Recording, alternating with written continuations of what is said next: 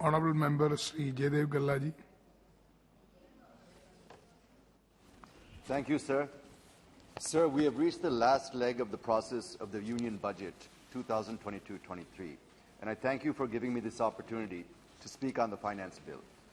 Sir, there's a perceptible change in the global economic scenario since the presentation of the budget due to the Russia-Ukraine armed conflict, and India cannot insulate itself from these developments, and hence we have to relook at the budget proposals, recalibrate our forecasts, and the House won't get a better opportunity than the Finance Bill to discuss these, sir. Sir, before I start making my submissions, I would like to compliment the Honourable Finance Minister and the Honourable Minister of Commerce and Industry and the government for showing outstanding performance and growth in our exports in this financial year. Sir, we have touched for the first time ever exports worth $400 billion in this financial year when compared with $292 billion in the previous year. So I take this opportunity to compliment the government for this achievement, sir. In view of the paucity of time, let me start with the issues related to my state, sir. Sir, my first point is regarding the capital city of Amaravati, which falls in my parliamentary constituency. Nobody can dispute that it is the prerogative of the Assembly to make laws, but at the same time, it is not just the Assembly, but not even the Parliament cannot make laws which violate the Constitution, sir, because the Constitution is supreme and not the legislature. So since the Honourable High Court has also made it clear that Amaravati will remain the capital of AP, I urge the Honourable Prime Minister, who committed to the farmers of Amaravati and to the people of AP the central government's support to develop Amaravati as a world-class city, to bring amendment to the AP Reorganisation Act and to insert a provision indicating that Amaravati is and will remain the only capital of Andhra Pradesh. The next point, that I am greatly disappointed that the Honourable Finance Minister has not allocated much for the development of Amaravati, sir. I understand that only a few lakhs have been given by the Ministry of Housing and Urban Affairs Ministry. Sir, it is pertinent to mention here that the High Court of AP has directed the Government of AP to construct and develop Amaravati capital city and the capital region as per the approved master plan, and within 6 months as agreed under the AP CRDA Act. Since the Government of AP's coffers have become empty and it is not in a position to take up any work, I urge you for allotting sufficient funds to restart the development of the new capital, Amaravati, sir. Sir, the Finance Minister is aware of agitation going on at RINL, Vizag Steel Plant, since the announcement of privatization of this plant. There was a question in this very House on Monday on RINL, and my friend Mr. Ram Mohan Naidu has raised it. We are not happy with the reply given by the Steel Minister. Sir, the Honourable Steel Minister says that RINL was incurring losses. But, sir, he should understand that RINL was incurring losses due to the loan it has taken for restructuring and to purchase ore. Had iron ore mine been allocated, RINL would not have restored to 22,000 crores loan at 14% interest and incur losses, sir. On the other hand, the Minister is saying that SAIL is earning profits. It is earning profits because it has 10 mines, sir, whereas you have not given a single mine to RINL. You give mines to Vizag Steel Plant and see how it will surpass SAIL, sir. So don't privatize it. Instead, allocate mines and see how the hardworking workers of RINL will bring profits. So I once again appeal to you to kindly allot mines to it and don't privatize. As an alternative, you can convert its debt into equity. Sir, the next point is regarding Polavaram. The revised cost estimates were approved by the Government of India itself and put it at 55,656 crores. This is now before the Finance Ministry. So I request the Finance Minister to please approve this so that the progress of the work is not hindered and R&R can be taken up at the earliest. Sir, on the issue of resource gap, there's a difference of opinion between the Government of AP and the Government of India. I understand that a team of officials from Government of AP have met officials of Government of India last month and discussed various issues, and this issue was also one among them. The Government of India has given 4,117 crores out of 22,948 crores put forward by the Government of AP, sir. Sir, even if you look at the CAG report, the audit, it approved 16,078 crores as the resource gap. So I request to please kindly thrash it out and pay this amount to Andhra Pradesh, sir. Sir, now coming to the national issues. The Economic Survey projects the GDP growth for 22-23 at between 8 to 8.5%. Recently, the RBI has projected 7.8% growth. But the reverberations of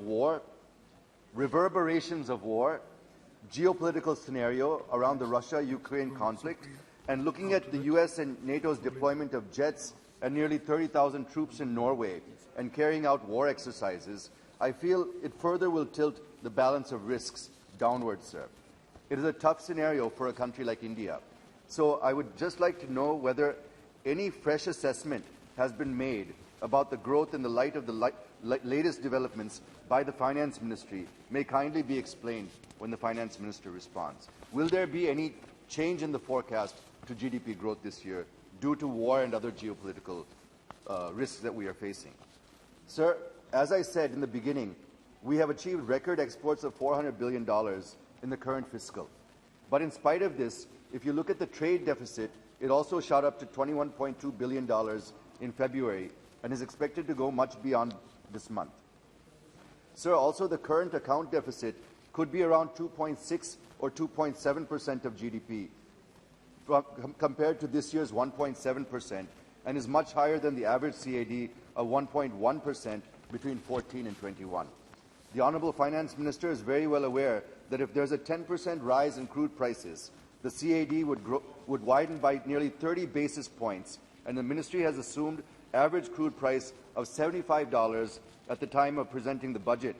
But now, if we look at the current price, it's well beyond that. So some calibration needs to be made, even on this account, sir. The next point is about inflation. Sir, inflation is hovering around 6%. The US is seeing nearly 8%, which is the highest that country has seen in more than 40 years. I hope our inflation is manageable. Sir, if crude prices go up beyond $100 and stay for a reasonable period of time, which appears to be possible by the way the US and NATO are growing, I agree that it's a tightrope walk looking at India importing 85% of its oil and 50% of its gas requirements. Sir, 2 more minutes and I'll conclude, sir. No. And we are already feeling the pinch of inflation 1 minute. with rising prices of essential commodities, more particularly after the increase of price of petrol, diesel and cooking gas. Sir, regarding our investment from our oil PSUs, I'm just quick points I'll make it, sir, such as IOC, OVL, etc. in Russia, which is to the tune of, I think, about $16 billion. Our companies have invested in Rosneft, Sakhalin, Vostok, Vankorneft, etc. Shell, ExxonMobil and Equinor are exiting from Russia, and British Petroleum has already announced its exit from Russia. So what would be the fate of our investments in Russia may kindly be explained. Sir, I'm skipping to the conclusion, sir.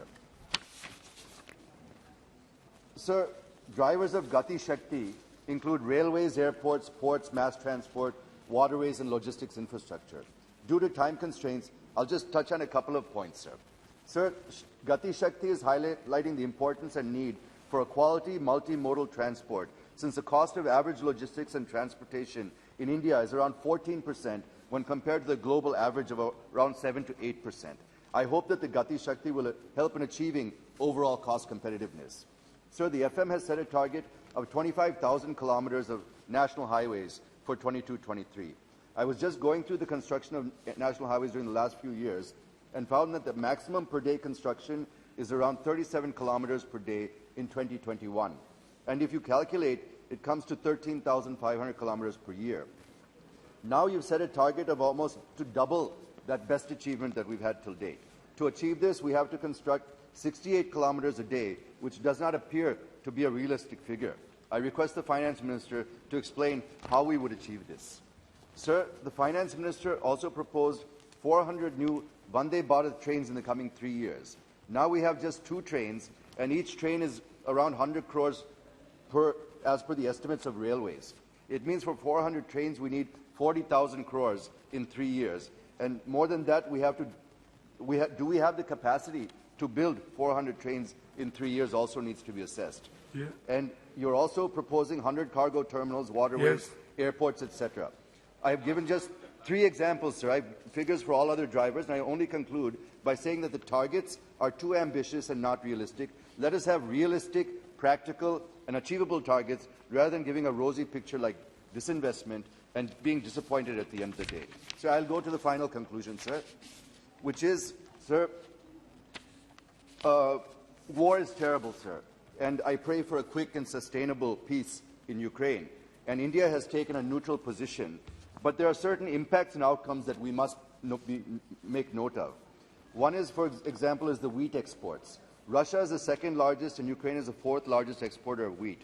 With conflict, no wheat is coming out of these countries, and the price of wheat in the international market has also gone up to more than 2,600 rupees per quintal, from 2,000 just before the conflict started. Please. So the MSP it's much higher than the existing MSP also, and this will help our farmers and traders. The second one is for mustard growers. The price is hovering around 6,600 per quintal, which is much higher than the MSP of 5,000.